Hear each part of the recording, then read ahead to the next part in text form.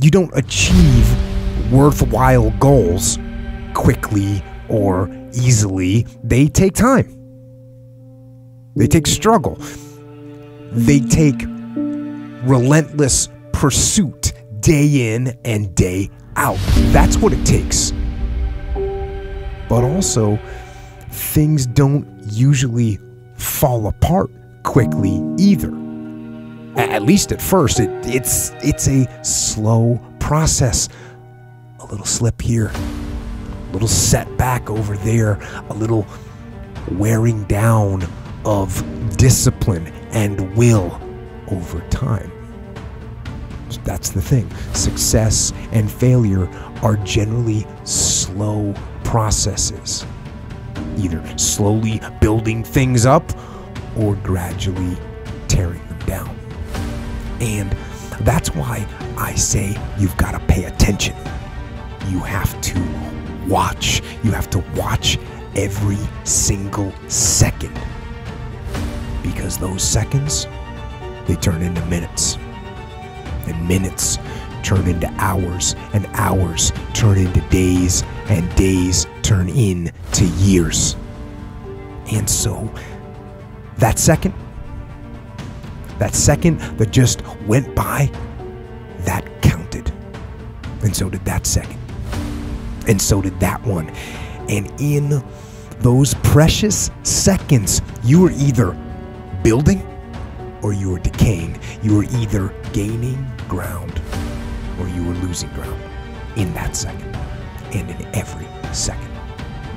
Every second counts. So make every second count. Well, you should be afraid of taking risks and pursuing something meaningful. But you should be more afraid of staying where you are if it's making you miserable. It's like the first thing you want to do is dispense with the idea that you get to have any permanent security outside of your ability to contend and adapt. It's the same issue with children. It's like you're paying a price by sitting there being miserable. You might say, well, the devil I know is better than the one I don't. It's like, don't be so sure of that. The clock is ticking. Yeah, and if you're miserable in your job now and you change nothing, in 5 years you'll be much more miserable and you'll be a lot older. It's a luxury to pursue what makes you happy. It's a moral obligation to pursue what you find meaningful. And that doesn't mean it's easy. You know, if you take people, and I've told you this, and you expose them voluntarily to things that they are avoiding and are afraid of, you know, that they know they need to overcome in order to meet their goals, their self-defined goals. If you can teach people to stand up in the face of the things they're afraid of, they get stronger.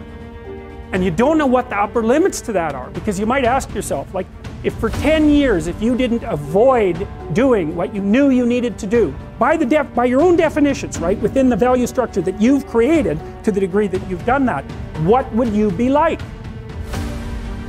Well, you know, there are remarkable people who come into the world from time to time, and there are people who do find out over decades-long periods what they could be like if they were who they were, if they spoke their being forward.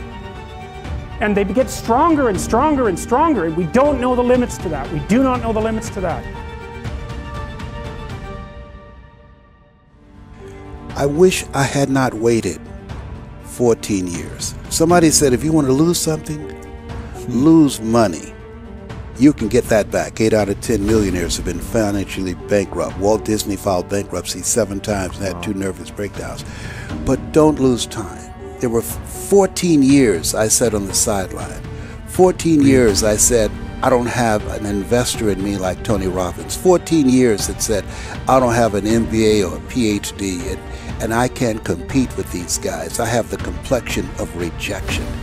14 years I silenced myself. Wow. And so I regret that, because there are some people that maybe if they'd heard my voice, they would not have turned to drugs. If they'd heard my voice, their lives would have taken a different direction. And I can't get those 14 years back. That haunts me, and I think that drives me when I speak with such energy. I'm trying to make up for that time, but I can't.